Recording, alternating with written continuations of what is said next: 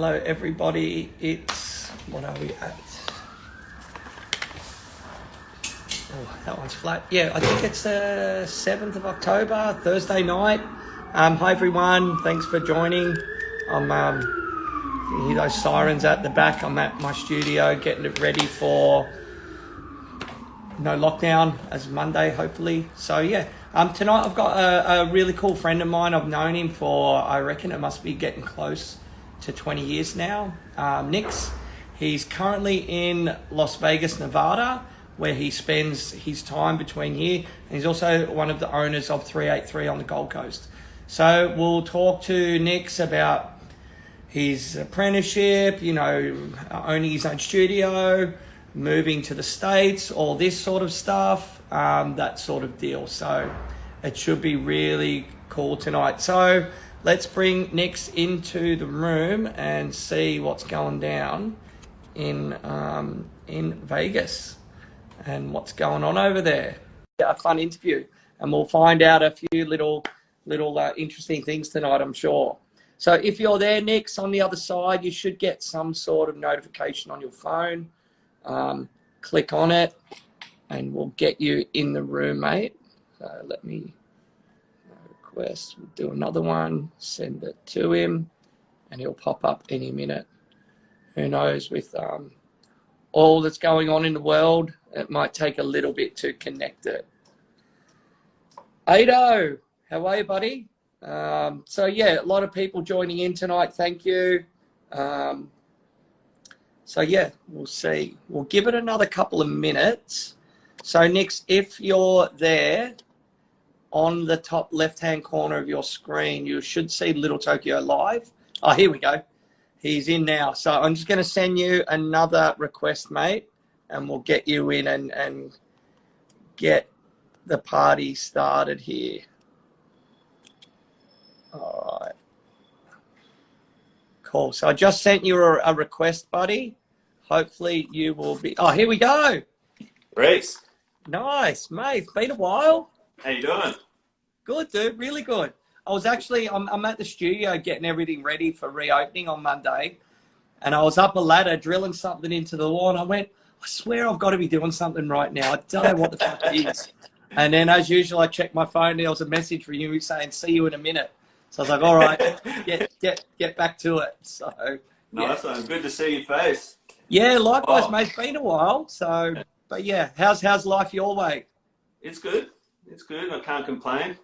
Nice. Well, I don't want to complain. There's plenty of people there that have more to complain about. I mean, you guys are, you know, like you said, you're getting ready to reopen. It's been a crazy ride for you guys. It has, man, and it's interesting. Like the other night, I chatted with a young Aussie guy, Aussie guy Jay, who's been living in Spain for quite a few years, and listening to his version of COVID, what they had to go through and what they have to do to travel. Right. You know, and like I think they did it a lot tougher than us here in Australia. Yeah. So, yeah. I think. I mean, we've been lucky in Queensland. I mean, the guys in the shop. I think without knowing too much about the world, it seems like it's been the best place to live over this whole time. I mean, they've had it pretty good. Like they've only had that one lockdown, I think, or one small one or something. And I mean, it's been great. Our crew's been able to keep busy. So it's been good. I think maybe the hot weather's got something to do with it. The space. You know, all that sort of stuff. It definitely makes a difference. You know, unfortunately, you look at Melbourne, man. It's cold. It's crowded. They're getting hammered. The poor buggers. Yeah. So, no, it's mental. It's a shame to watch. I see a lot of videos. I have people send me stuff all the time. It's it's pretty heartbreaking for those guys down there watching what they're going through. So. Well, if you look on the news now, man. On track soon too. I think Australia's flavour of the month on the news channels over there now. Like, they're loving it. Well, it's funny because when I live there and you watch what goes on out here, it's kind of glorified. So I'm like, I message people. I'm like, is this shit for real or what? Like, you know, because the media like to pump it up a little, but yeah. at the same time, we shouldn't take too much away from it because it's, you know, being locked down for a year, it's crazy shit. It's it. Hey, please tell me that guy at the Gold Coast rally, the guy that was barefoot and bareback on the white horse. Please tell me that made the American media, the American news. I didn't see that. I was surprised someone didn't I'll find it and send it to you. It's amazing. Yeah, you got to send me that for sure. He's like on his horse and he's like, charge, and he charges. Oh, yeah, brilliant moment in news footage. I did see some horse shit going on down in Melbourne. They had up in arms about, I don't know, someone punching a horse or something. That was here in Sydney, I think. Yeah. Oh, that was in Sydney. Yeah, okay. Yeah. Yeah, I knew it was somewhere, but yeah. No, I didn't see the Gold Coast one. Mate, I'll find it and send it to you. Mate, all right, let's get down to business because we only got an hour and we can just chat for like this for ages. Yeah, of course. So how long have you been tattooing now? It's got to be, what, 16, 17, 18, 20 years? Actually tattooing, 17. Nice. And then, you know, been working in shops and stuff since 98. So, what's that? 22, 3? Yeah. So, I joined the Branner family in 2001. Yep. So that was kind of like the first major tattoo shop that I was in. Yep. Before that, I was doing body piercing and stuff like that, and practicing art to lead into that kind of thing. So yeah, it's been a minute. Seen a lot of changes, like yourself. You know? Yeah, totally. Well, that's where we first met at Skin Effects, and then me, you, and Paul, we ran Tattoo Works when you were apprenticing. It was a really cool time in life. That was a great time. I'm so thankful. That's one of the things that probably I'm most thankful for was getting to spend that time with Paul. You know, like I had a couple of years there where it was, you know, him just teaching me everything. So there's not a lot of people around that can say they had that. So I'm super blessed that I got that time with him. You know what I mean? Totally. And the whole Branner family, the whole way everything was run in that time was incredibly progressive. Oh, ahead of its time. Yeah, like, we'd all go and remember we used to do all the art classes with Tony Camp, one night a week. It was, before paint nights were around and all that sort of stuff. It was, I got amazing memories. Yeah, that was actually before I got my apprenticeship. I was doing that because I was, Paul hated that I wanted to be a tattooer. I remember the day, he walked into the shop, I think him and Luke walked in, they'd been for lunch or something, and I was at the counter drawing and I was a piercer, and they hired me to be a piercer, and I was doing some crazy shit, so they're like, we want you to teach our guys, bring them up and do what you do. So I'm sitting at the counter drawing, he walks over and he's like, what's that? And I'm like, I'm just doing a drawing, and he's like, why? And I'm like, well, I want a tattoo one day. And he's like, fucking hell. And he just walked away. I knew it. Yeah, because he didn't want to hire anyone that had that ambition because, back then it wasn't like you had to be grandfathered in. It was kind of like you don't just pick up a machine and get going. So, it was kind of crazy. But he come around. Took me a couple of years. He come around. Eventually. Yeah, mate, and I know he's proud of you, man. You've done well, and I think a lot of people that have gone through, the studios over the years and had, mentorship by Paul or other people at the studio, or just been able to work in that environment, have gone on and done really well in their tattoo careers. Yeah, well, I mean, it was, as you know, he took that shit seriously. He taught in his business. He had a great business mind as well. So you didn't just learn how to pick up a machine and tattoo. That was that was like the end result of a whole bunch of stuff that you got to learn along the way. So he really did set us up to take those extra leaps and bounds in the industry. You know what I mean? So. Which it's kind of sad these days that a lot of kids don't get to to have that mentorship, you know what I mean? It's, you know, pick up a machine and go for it. You don't, you know, half the time they learn on their own, teaching themselves as they go. So, you know, that's another thing we can be super grateful for, that we got to have that experience and that, you know, that knowledge on top of us that we could soak up and take along for our ride, you know? Yeah, I know. Like, I remember when I got the job there, like, I got tattooed by Paul when I was, I think, 19 or 20. And, you know, and I didn't start working there, I think, till I was maybe 29 or something. So a long time later, and that had always been a dream shop for me. And I still am. I was so proud to work there and be part of it. It was like, you know, and now I carry that with pride with me for the rest of my life. Luke's just said hi. Hi, Luke. And Damo said hi as well. So it's nice to see a lot of old familiar faces there that we've spent a lot of time with. They all know they've been there. Luke's yeah. You know, he showed me, you know, just as much as Paul. He was right there the whole way. So he went through a lot of, not just tattooing, but a lot of life, you know. We went through a lot of stuff together. So, and we're still just as tight as we were back then. So yeah, amazing stuff. So yeah, all of that sort of stuff. Let's talk about, because you were there, I think, for around what, 5 years? Little bit. Well, 5 years, years of tattooing, and then all up is about 8 years. Finished, which is a good stint. And then, so, you know, you went through your apprenticeship with Paul and everyone else and Luke, and you've got to that next step in life. And then talk to us about how you and Pom came up with the idea to form 383, because that was kind of one of the first sort of studios that broke out of the mold of, like, you know, the glitter strip sort of thing. Right. And you were more focused on maybe a more local clientele and more custom style stuff. Yeah. I mean, at that point in time, it was a scary venture for us, you know, like I was nervous. I was like, I built my whole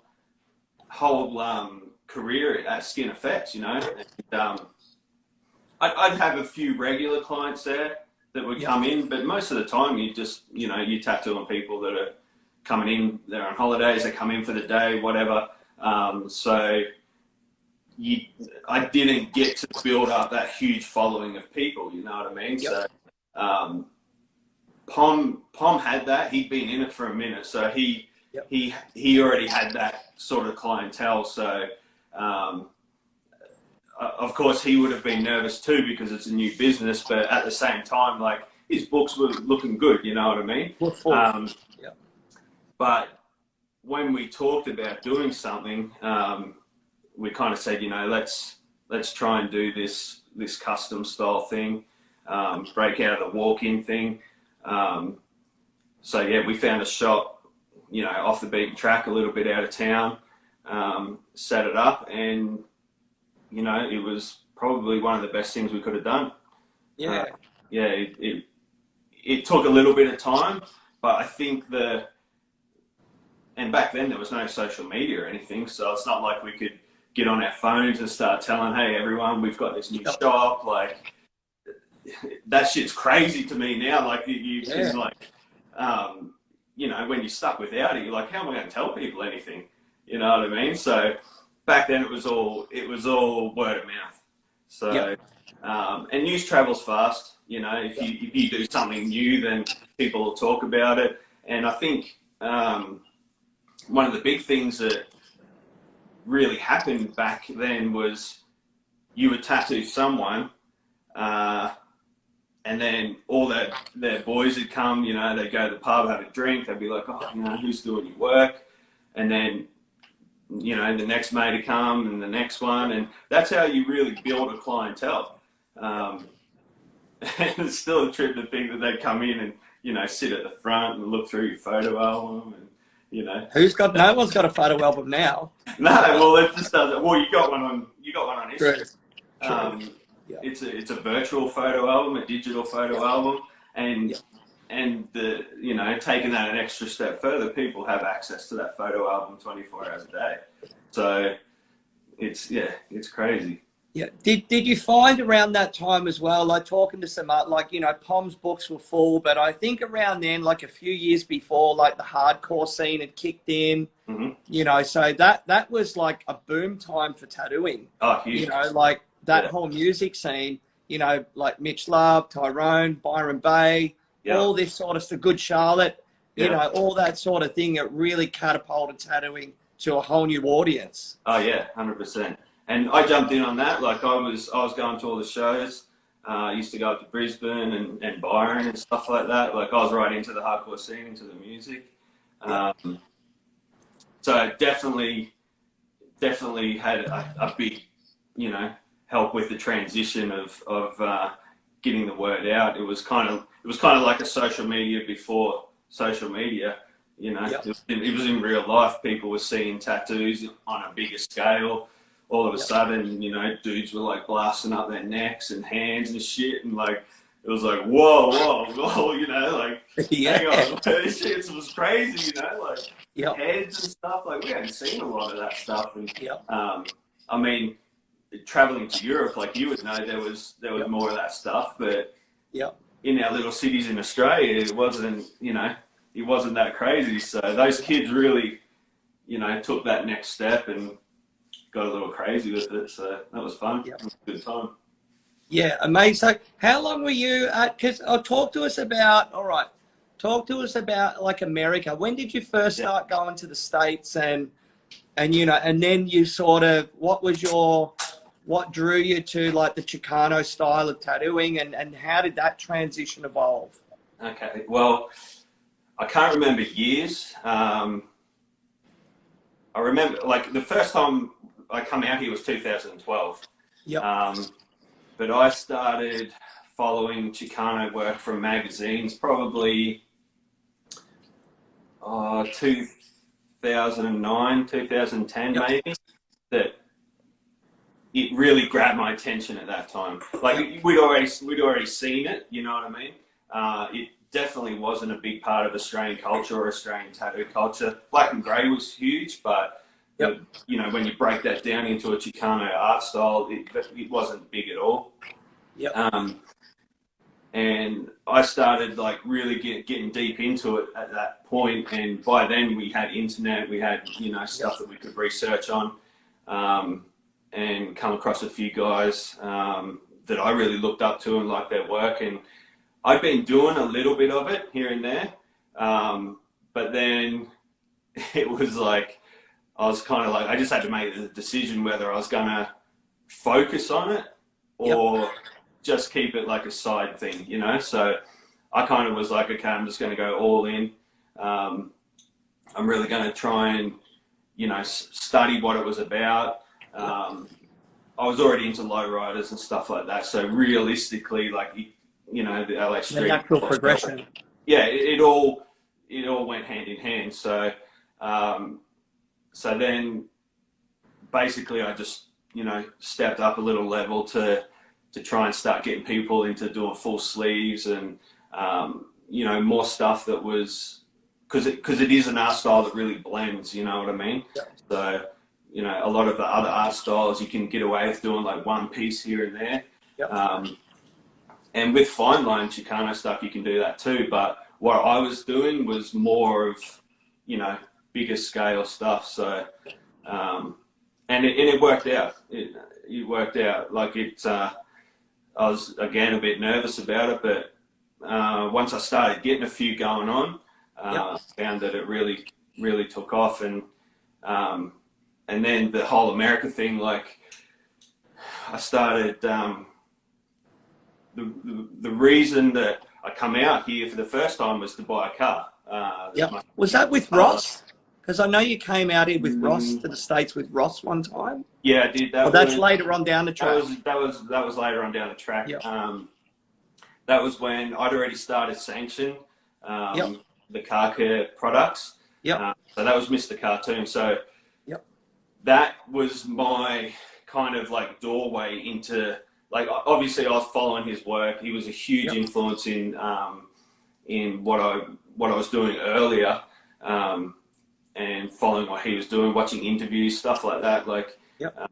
He was an inspirational person in that scene. Yeah, like one of the most inspirational people out there, man. Like, full on. He saw Non-stop. everything in a different perspective. Yeah. And I was kind of blown away. I was like, oh, this dude's like basically built a brand inside of tattooing, which didn't really exist, you know, like back then the older guys were kind of like, you know, don't get too fucking flashy, mate. Like, you know, like don't talk to me, and, you know, don't worry about designing t-shirts and fucking flash, just do your shit and shut up, you know. So you know, it was kind of he developed this whole different thing. So I was like, well, that's pretty cool, you know, like you can be more than just a tattooer. So back to the sanction thing, that was a car care products that he released. So basically I hit them up to sponsor my bike that I built. One thing led to another. I ended up out there kicking it with those guys, which was the first time I'd actually met him in person. So that just took another natural progression. We built that business, and that's when I brought Ross on board, and he started doing that as well. But that was out of curiosity. What was the car you went over and bought? The '62 Impala, my white convertible. Yeah, that was my first car that I turned into a cruiser. I can't say low rider. I didn't have hydraulics or anything, but you know, it was that was my first big purchase by myself, so it was good. Yeah. Amazing. Now I know as well you had, when you were doing United clothing brand, that stuff, you set up the warehouse as well, which was sort of, you know, like putting your heart and soul in it and showcasing, apart from the products, but the lifestyle and, you know, Chicano art. It was like, no, that hadn't existed before in Australia. Yeah, that was another thing that if you've been lucky enough to go to Skid Row Tattoo in LA, it was that whole vibe. Cartoon had his studio. There was Stefan upstairs with his photography studio. They had a massive setup. They had like my warehouse times like 4. So they had the ID agency, which was the agency where they did all their, you know, big projects and stuff like that. And then, of course, Cartoon's cars and the Stefan's cars. They just had, you know, warehouses full of millions of dollars worth of lowriders, you know, and he had his airbrushing studio. And I was like, first time I went there, I was just like, whoa, this is like crazy, you know what I mean? I'd never seen anything like it. Like, where I was used to just a tattoo studio, but he had like a compound of like lifestyle, you know what I mean? But also, like, I was lucky to go there once, but like an experience, like you'd walk in, you'd buzz in, and then you're in like a little holding cell.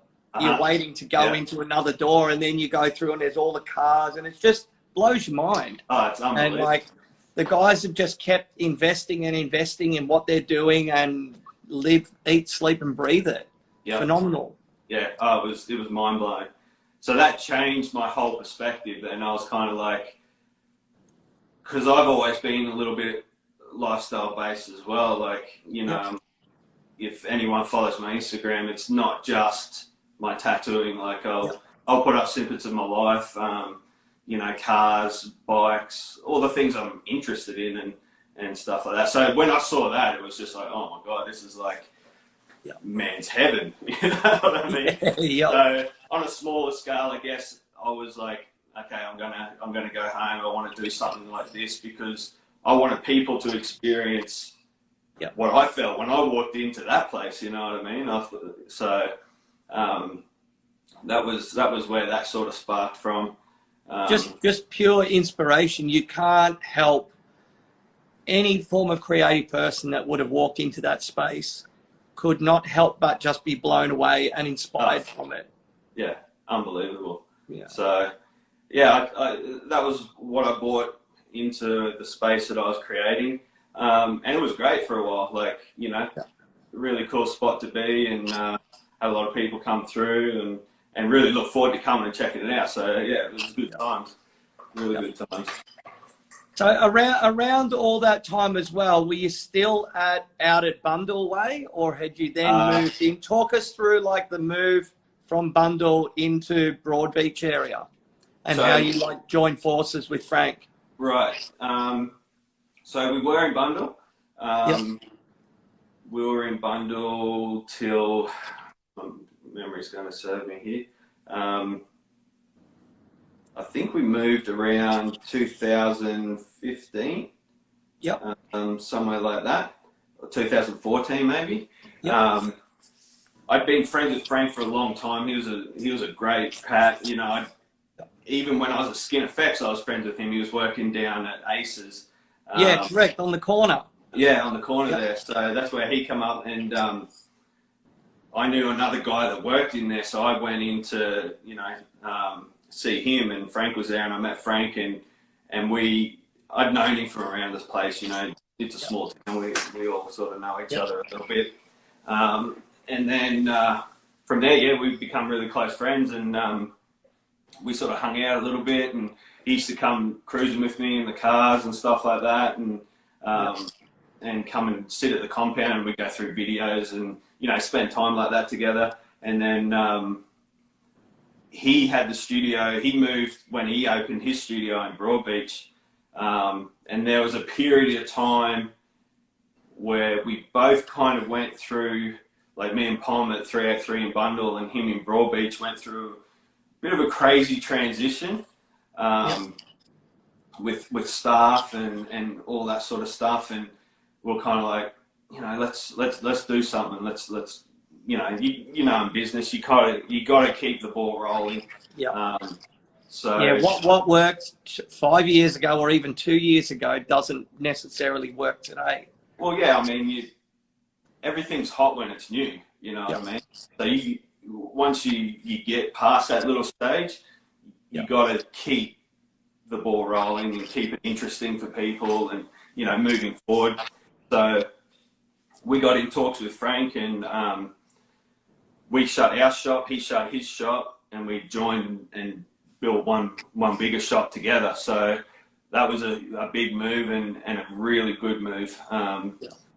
That was, you know, it took us from, and we still were able to keep that custom thing. Yep. But now we've got people walking past the front doors, which we never had before. So it then opened up all new sort of realms of possibility.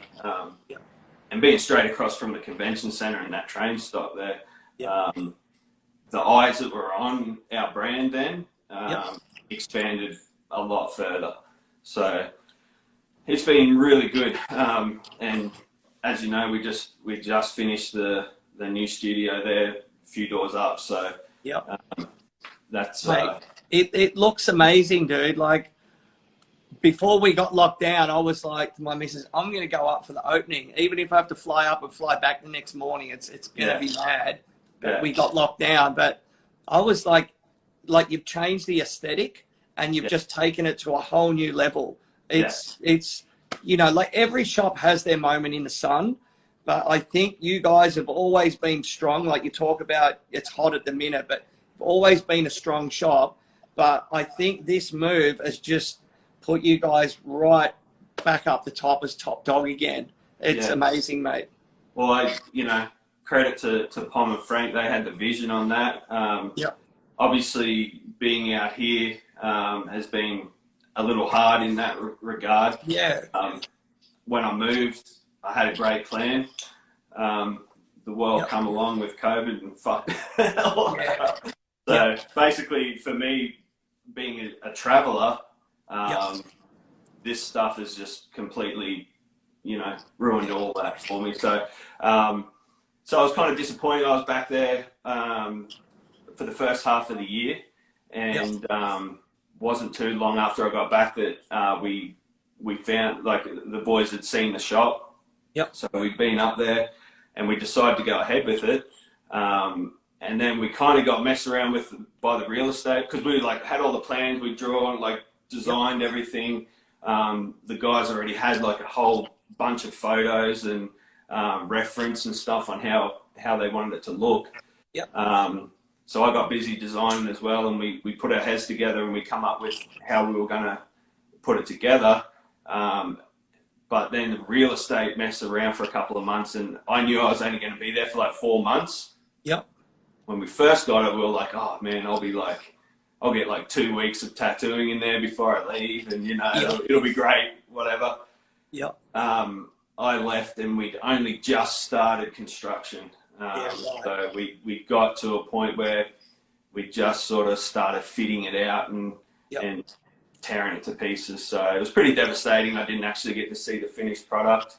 And I wanted to be back there by now, but... Yeah.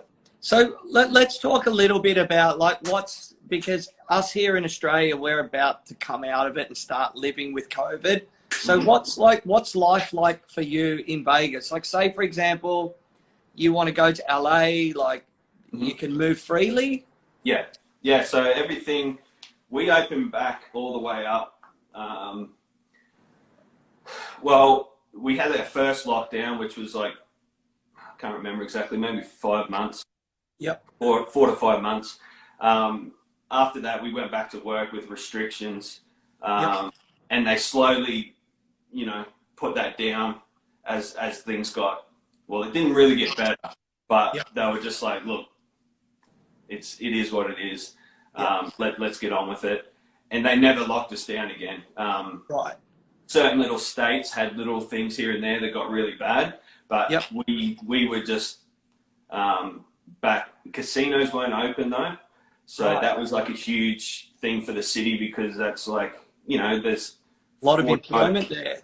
Oh, well, there's 40 odd million people come through this city every year. Wow. It's a lot, that's and like Vegas, like, correct me if I'm wrong, but Vegas ain't open 24/7 all year round. It's got like, it's a seasonal thing, isn't it? Well, it'll be busier through summer, obviously, pool parties, all that sort of stuff, but it doesn't get quiet. Okay. Like it's you might go back to maybe 70% capacity at the casinos, but especially now with the Raiders, stuff like that, people just come in at any given time, and it's the spot where everyone goes to if they want to have a weekend away. So it's just so easy and accessible, and it's fun. So it's mad. Hey, just quickly, did a lot of like American people get assistance from the government? Like here, we're pretty well looked after comparatively to other places around the world. Like, were you guys getting looked after by the government? That's actually one thing that was kind of crazy. Like when I came back to Australia, and everyone was like, "Oh, you guys weren't getting help and that," but which I don't know if that was in the media, but they were really looking after everyone. Okay, I think it might be a media thing. It's just phasing out now, but everyone got unemployment plus an extra, like, I can't remember what it was. I think it was 600 a week or something crazy. Oh, okay. Yeah, so I was like, it was a lot. Like, and it was kind of like a lot of people didn't go back to work. Yeah. They were getting more sitting at home on unemployment because of COVID than they would have working their ass off 40 hours for the week. So it kind of caused that bit of craziness. But no, it was good. They looked after everyone. So yeah, good. Hey, how was, like, when you guys reopened up tattooing? I guess it was like boom time. Yeah.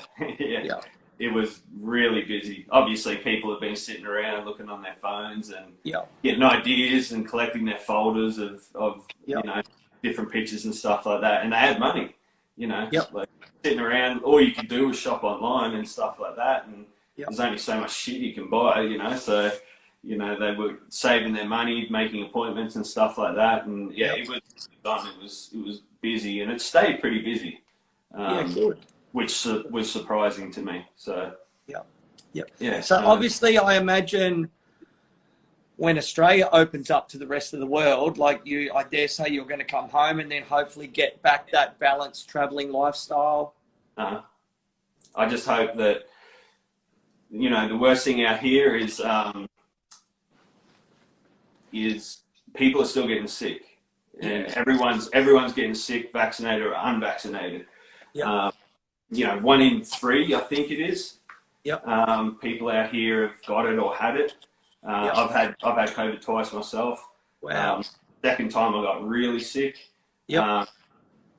So you guys out there haven't really been through that yet, I don't feel. Which is kind of like, you know, just watching other shit. That is what happened in Israel. Yep. You know, they got to their 85% or whatever vaccinated, and they're like, okay, let's do it, and it just went downhill. So that's what I'm worried about, to be honest. With you guys out there, especially like in places like Victoria where they've been locked down for a year. Those guys are going to be weak, like physically, like mentally. Yep. Exactly. You know, they're tired. They've been in a different situation than everyone else. So it'll be interesting to see what happens. Hopefully the same stuff doesn't happen and it's just normal. But I mean, out here it's kind of just a thing. You know, everyone I tattoo, I actually haven't tattooed anyone that hasn't had it yet. Wow. Yeah. So, well, for us here, the interesting one, like first lockdown, no one really knew anyone that had it. Where this time around, I know multiple people. I know families that's gone through all this sort of thing. And it's kind of strange here. Like we've got, you know, Monday or because we're coming into summer now here in Sydney. It's amazing weather. Everyone's kind of like, oh, we're just going to party. The new Premier said once we get to 80% backs, no more masks indoors. So I think there's a lot of pent-up enthusiasm for life. And people are going to go nuts. Like the numbers are dropping, but I dare say it's going to go like that again. Yeah, it will. I mean, it's. I mean, I'm no doctor, but you know, it's even hard to listen to media because you get what they want to tell you. So I've kind of based everything on talking to actual people. Because you know, as we get to talk to a lot of people all the time. So. You know, I tattooed a couple the other week, and they both got it at the same time, and they were just as sick, and they were both fully vaccinated for like months. And they had all the same symptoms and got just as sick as I did when I had it bad. So crazy. It is crazy. It's going to be interesting just to see what happens. So, I know nothing's crazy when we opened up here. Because the nightclubs opened and people were just like drunk and spitting on each other and shit. So I'm wrestling in the car park. Good to see him. It's going to be crazy. Like we're still in for a bumpy ride, but I hope that all that stuff. I hope it's not as crazy, but we'll get and time will tell. You know, we just got to wait and see, and hopefully, you know. We're in a good position as far as, you know, mentally and economically compared to our Victorian friends. So hopefully things go good for us. And then those guys coming into summer as well, it's just as good as well. I'm pretty happy the news about them opening international travel again, you know, in December. So for me, that's like a huge Christmas present. Because you've been apart from your friends and family at home. Oh, it's been rough, man, really rough. And you know, my family and my tattoo family, like I love all those guys at the shop. You know, we've become close over the years, and we've got a pretty solid crew that have been with us for quite a long time. You know, so when you spend every day with them, they become your family as well. So you know, I miss that. So it'll be good to get back to.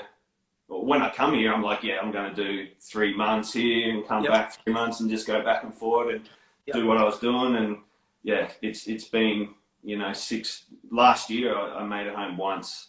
Wow. So it's expensive. It's hard to do. And I think our government, we've just got to the point where you got to go. We've got to live with it like the rest of the world. I think even New Zealand's just realised that they can't keep it out. And, you know, historically, Australia's already been like a little bit behind the rest of the world. So nothing's really changed. You know? So. Well, I mean, they tried a different tactic. Well, Well, time will tell if it worked or not. So.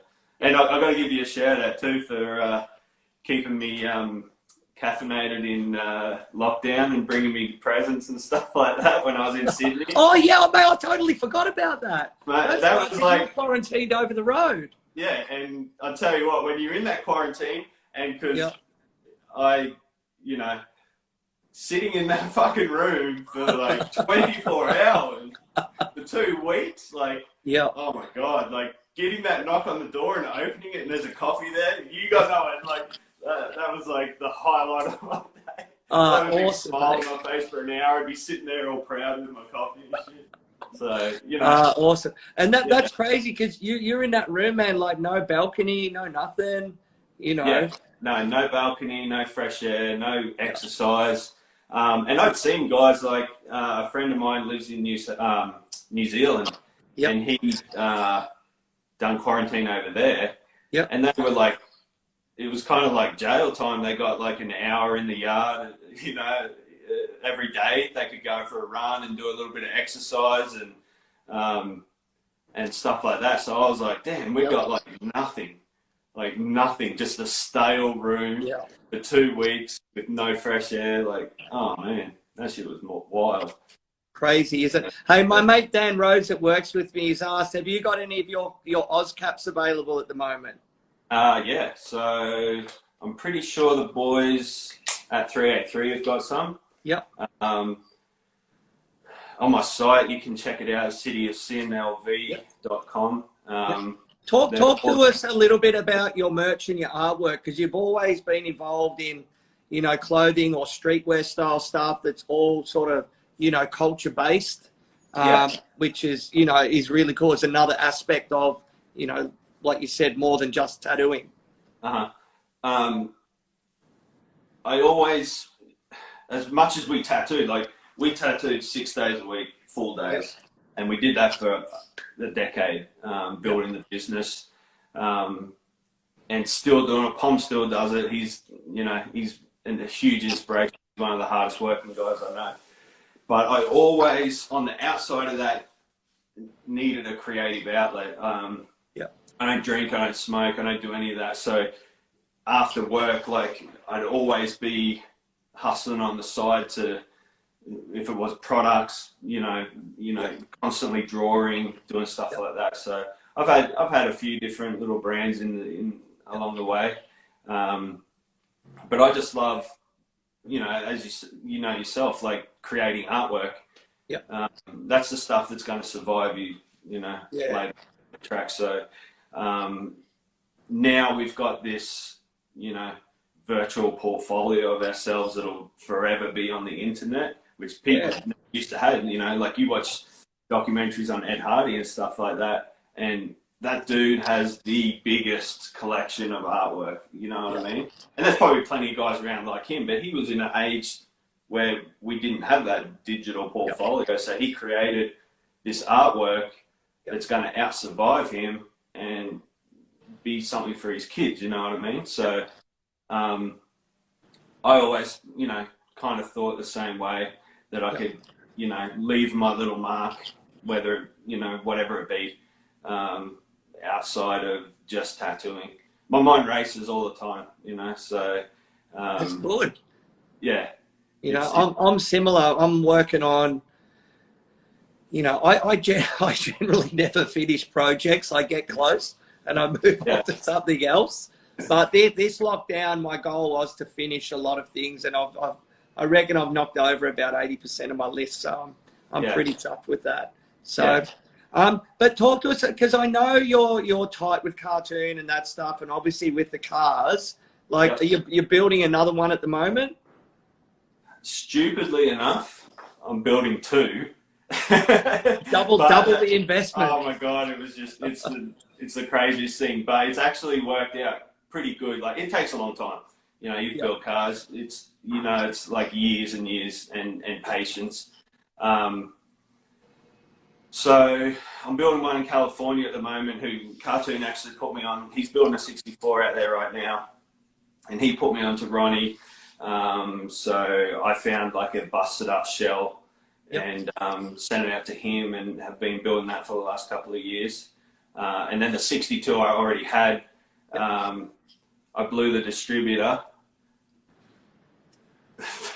One thing led to another, and all of a sudden Or rebuild 100 pieces. I'm like, oh, what do I do? But you know, it's fun. That's gonna be a fun project too. Yeah. So so building that. The 64 is going to be full blown lowrider, hydraulics, like a real heavy street car. Yeah. So I'm looking forward to cruising that one. 62, I'm going a different route with that. It's going to be a little bit more of a muscle car, hot rod, low rider, whatever. So teach those Americans how to do some big burnouts. Yeah, it's crazy, man. I still watch all the videos from Australia. Them dudes know how to drive that shit. Oh, mate, my mate texted me the other day, Summer Nuts is on, we're going. I'm like, yeah, sweet, dude, you know. Like, one good thing that's happening here in Australia now, like especially Sydney, there's a real revival, real good car culture. Like, I think on the 3rd of December, there's a big cruise going on. So loads of real good cars of all sorts, from Jap cars, old school muscle, Aussie muscle, all rotaries, everyone turns up, and it's really cool. Yeah, no, it has. It's grown a lot, and especially in the lowrider scene, you notice a lot. Like, it's grown, but it was always kind of a scene where people weren't putting a lot of money into their builds. Yeah. And now it's just steamrolled, and there's guys putting like big money into their cars, and there's a little bit of competition coming in, which is good. You know, pushes everyone to raise that bar a little further. So it's good. The culture's grown a lot out there, and it's taken leaps and bounds. So hopefully we'll be able to have like a really big, you know, super show of our own out there eventually, which will be good. Yeah, cool. I imagine, like, you know, I've heard, you know, Australia, all the car prices have gone up. My mate was saying even in England, like an old school Ford Escort or an old school Mini, they're wanting like 40, 50,000 pounds. Like, I imagine in America, all those old cars have gone through the roof too. Oh, it's so like triple or quadruple in value. It's just gone nuts. And it had all happened over COVID, where I thought it would be the opposite. It'd go, it's, you know, down like everything else, the stock market, everything crashed, but cars sort of went up. So yeah, it was crazy. And I'm glad I bought mine when I did. Because now they really have become an investment. So I can build them both and you know, put them away and look after them, and you know, that's a your nest egg for the future, mate. You know, that's good. That's good. Yeah. Hey, are you? I know. A while ago we were chatting, and you were getting into the airbrushing. Is that still going on? I haven't. No. To be honest, I kind of kicked myself that I didn't really push that a little further, but I have been starting to buy more equipment now. So I just got so busy with everything else, and I kind of put it on the back burner. I wish I put more time to it, but now I'm going to, you know, kick that back into gear. So I'm actually going up to LA next week. Cartoon invited me up to. He just opened a new shop in Santa Monica. The barber place. The barber shop and tattoo studio. So he's invited me up there for a few days to work up there. So I'm looking forward to that. So yeah, I'll bring up that conversation again and try and get it's. I mean, he really locked himself away over that whole time. He was so, you know, he had so many big projects going on. He didn't need to tattoo. He's only just barely doing a little now. So now I can actually start going back and forward a little bit more and doing more things. So yeah, it's good. Life will hopefully go back to normal for us all a little bit.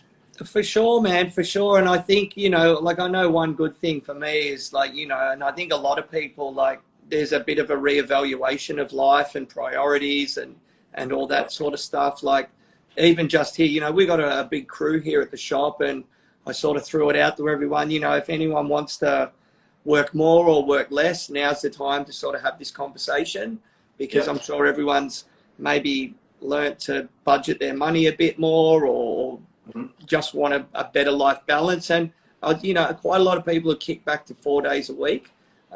which is cool. And I talk to some of my older mates in the industry, and they're like, "What the fuck are you letting them do that for?" And I'm like, "Because it's a different world, and you know, and if that's what people want to do, man, and they're going to be happier and more creative, that's what you got to do." Yeah, yeah. We've always kind of been pretty good with our crew at the shop at 383. I find if you constrain them too much, that that we're creative people. Yeah. Like, you don't want to have that rope around your neck all the time. And I feel like I learned it a lot more when I come here and worked in a couple of shops and had that 9 to 5, can't leave, have to be here whether you're tattooing or not. Like, I'm like, damn, this feels like a job. And I didn't get into tattooing to have a job, you know what I mean? Like, it really took the creativeness out of it and pushed you into that part where it's like, it could be anything, like it becomes a job. And we've always kind of just said to our guys, you do what you want to do. Like, you know how much money you need to live. You know what you need to do to get by. So yeah, everyone kind of picks and chooses when they come and go. And you actually find that people will enjoy the environment more and want to work more just because they don't have to if they don't want to. So it's crazy. Like, all our guys enjoy being in the shop. And if they're sitting at home doing nothing, then 9 times out of 10 they'll be like, coming through anyway, just to say what's up, So, mate, well, let's be realistic. A good tattoo shop, when it's on form, mate, is one of the best places to be. Oh, it's great. I miss bullshitting across the room all day. So we have a great time, and that's it's like no other place in the world.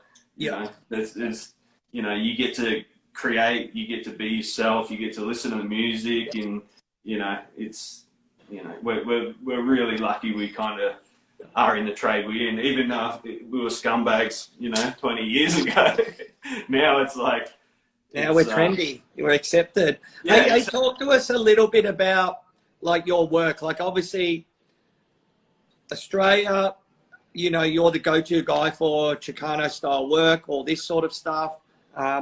How has it been in America or Vegas? Like, you obviously go and guest with Cartoon, and I imagine doing other guest spot around. Like, what's your setup now? And are you doing Chicano work or majority black and grey, or is it a bit more diverse? I am doing a little bit more diverse work. Still getting to do some Chicano stuff. It's a different world for it out here because it's where the roots of it are. Europe, Australia, all these other countries, it's an art style.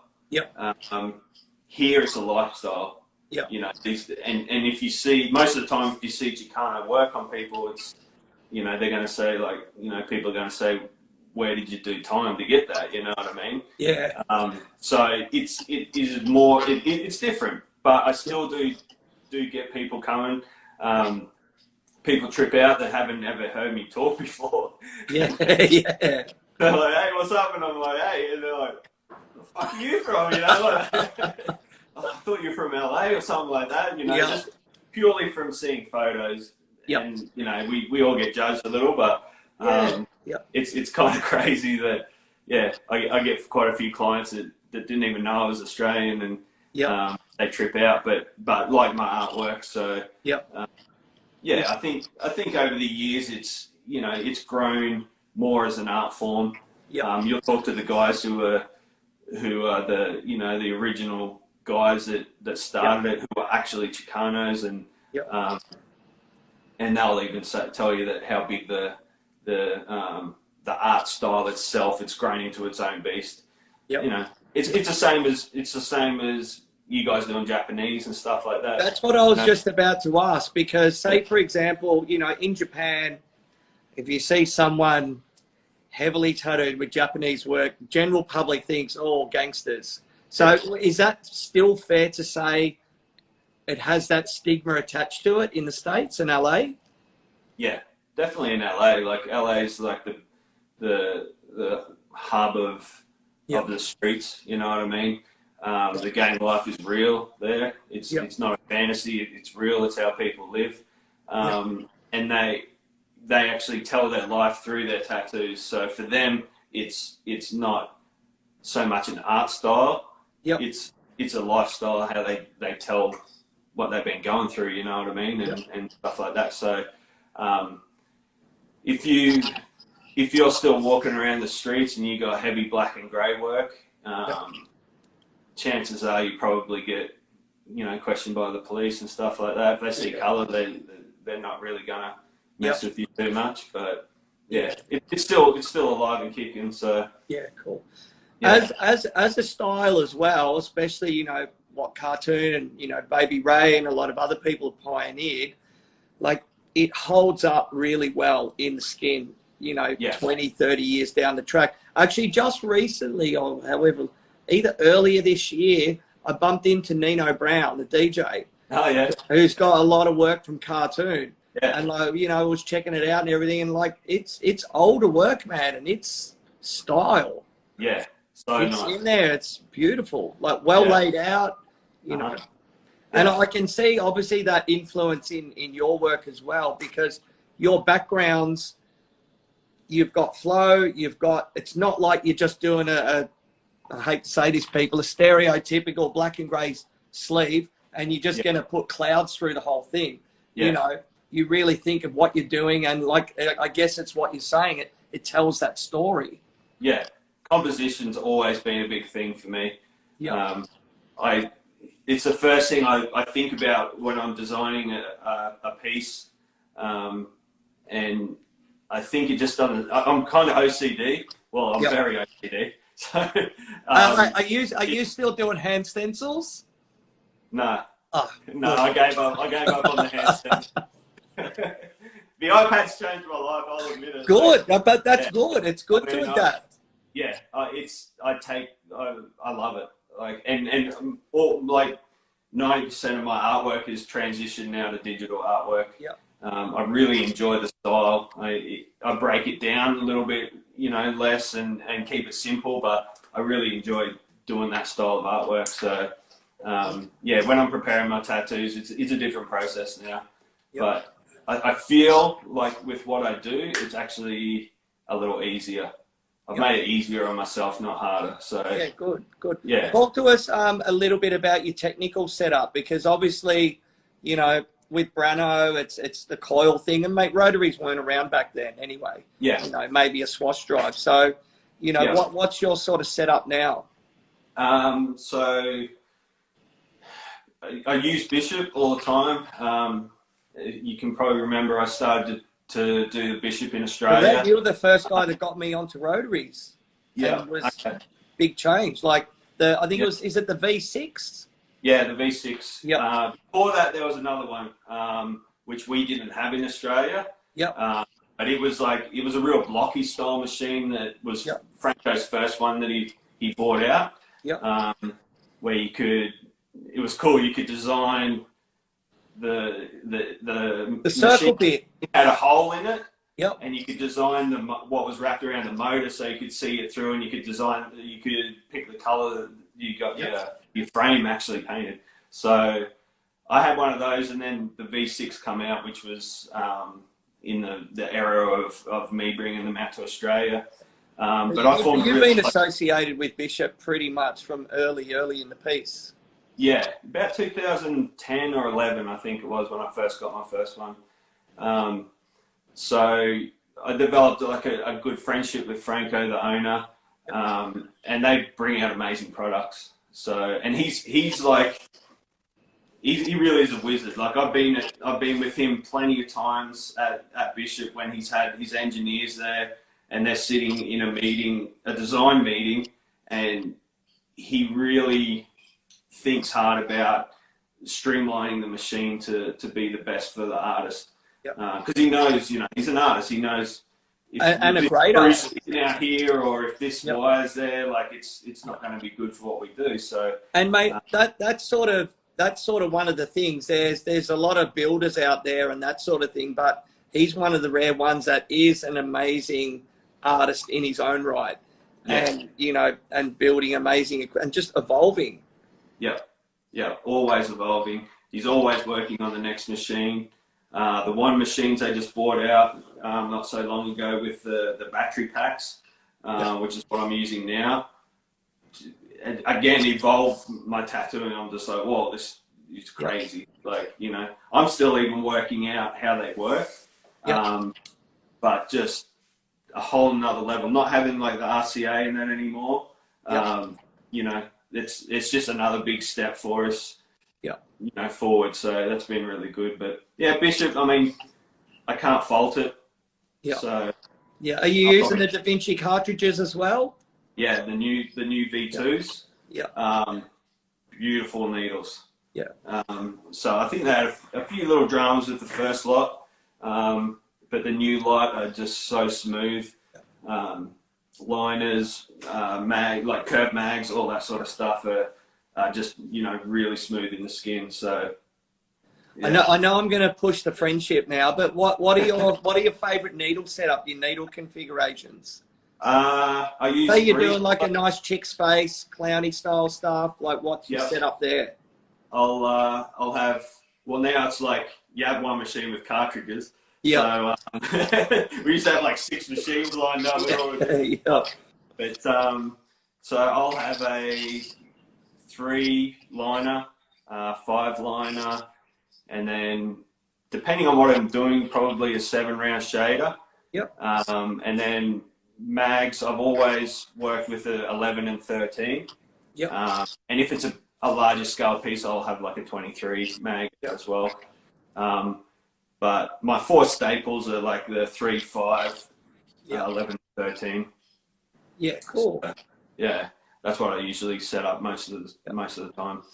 Can I try and get your favorite brand of ink out of you as well? My black, I use Dynamic, and I also use, depending on what I'm doing again, the Nocturnal ink that Franco does.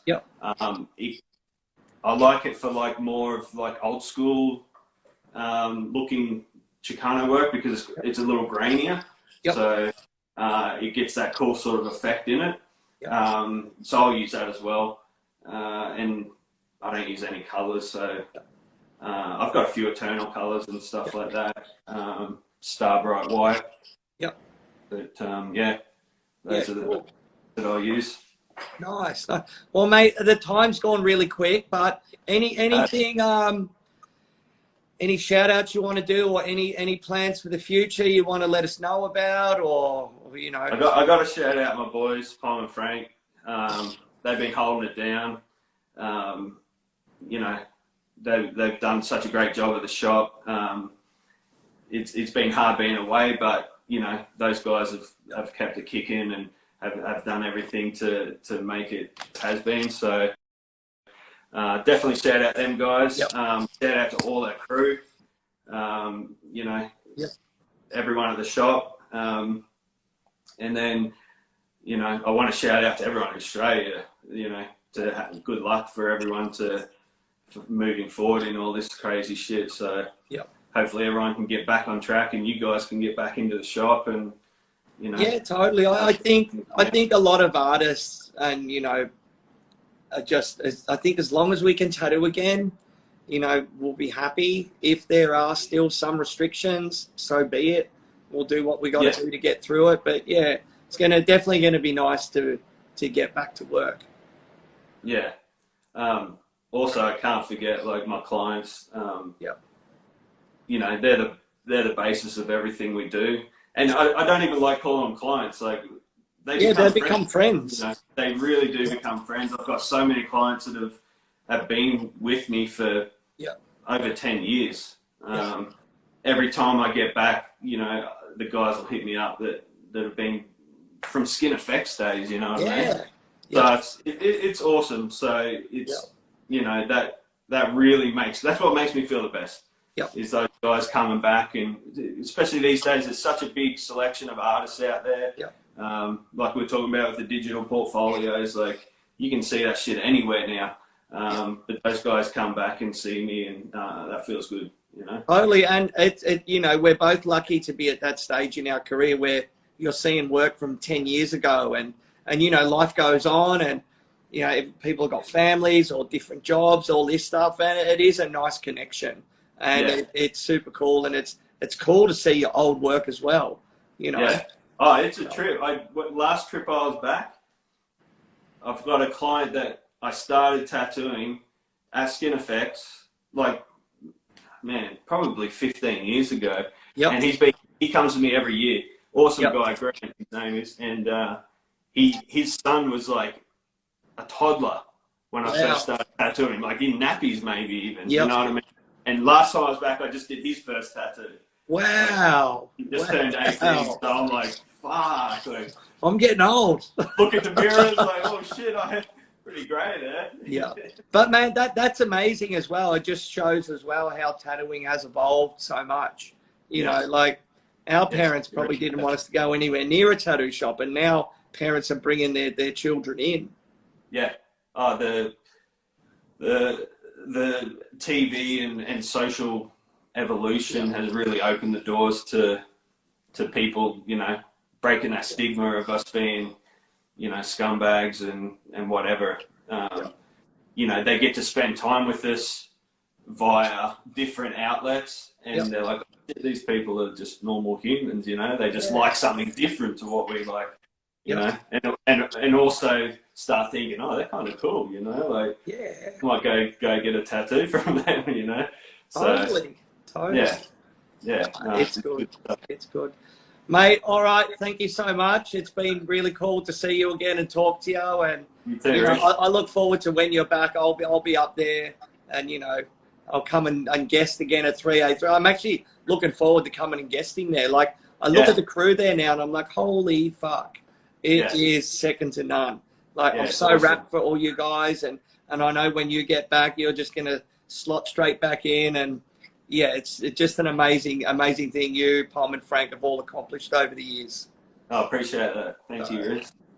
Well, same to you, mate. Like, watching your journey, and I haven't been back down for a minute, but you know, did a few spots down there with you in the early days, and I think the last time was Bondi Junction when you guested. Yeah, and that's it. Time flies, doesn't it, man? Like, you know, I'm nearly 50. You've got to be nearly at least 35. 35.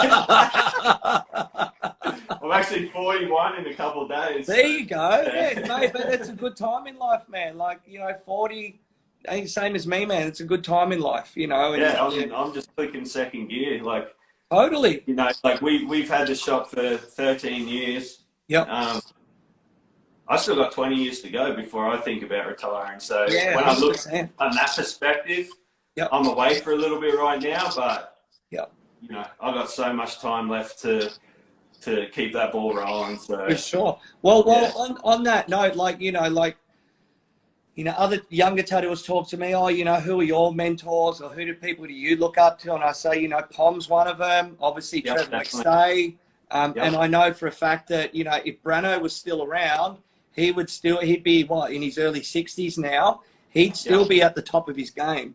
You know, and it's he people wouldn't have like put the machine down yet. Like, if he could tattoo, he would not be stopping. Like, he just loved it so much, and he passed that passion on to all of us, you know. Yeah, and he'd be on an iPad now. He'd be using a Bishop, you know, wand or Packer or whatever. Like, he wasn't scared to move with the times. So it's definitely, you know, look up to him as well.